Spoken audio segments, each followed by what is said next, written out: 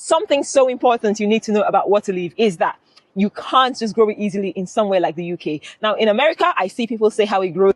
Hello everyone and welcome to a new video. This is Mecca. Today we are growing this beautiful tropical African herb called Waterleaf. Now, Waterleaf is actually, that's what we know it's growing up in Africa. I'm not sure what the English name is. Maybe I'll look it up and I'll tell you. If not, someone please help us, educate us more on the English name of Waterleaf. So, growing Waterleaf in the UK for me has been a sort of love and hate relationship.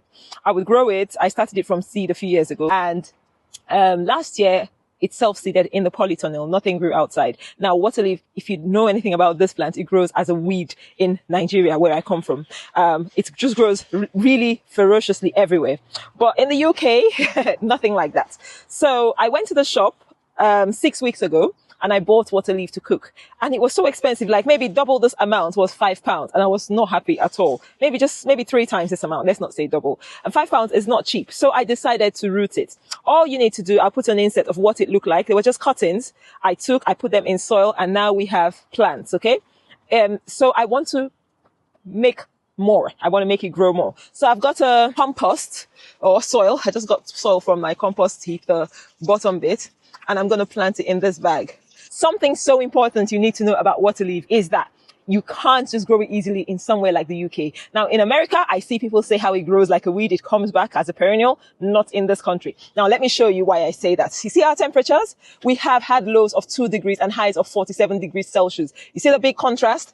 A plant like Waterleaf will just die. It will literally die in such cold temperatures. So you need sort of warm temperatures, and we can get consistent temperatures above 10 degrees Celsius at night, something sort of like, say, in July, August, and that's it. And even at that time, it's not consistent. So it's a big gamble growing it outdoors. I have grown it outdoors with some sort of covering or cloche outdoors, and it worked. Actually, I'll put the link of that video, how I harvested a huge bunch of Waterleaf outdoors for the first time in the UK. But this is your best bet. If you have a greenhouse, you have a polytunnel, it's better.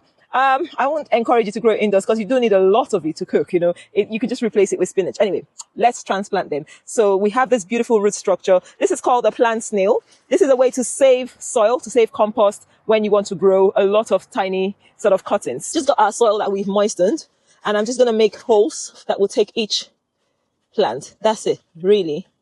So just going to pop them in here.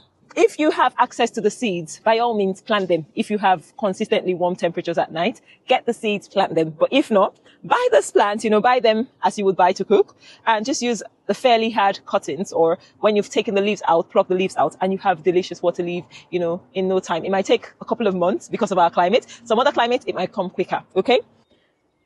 You see the amount of roots and how deep it goes. So you do need a lovely sort of deep growing space. Come and see our Waterleaf now. We've put them all in. Hopefully, I will be able to multiply these in no time. This is a simple Waterleaf tutorial for people in my climate. It will not apply to every climate because the UK climate is, as you know, it's typical sort of fluctuating cold and hot in the summer. But you can still grow tropical things. Let me just show you here.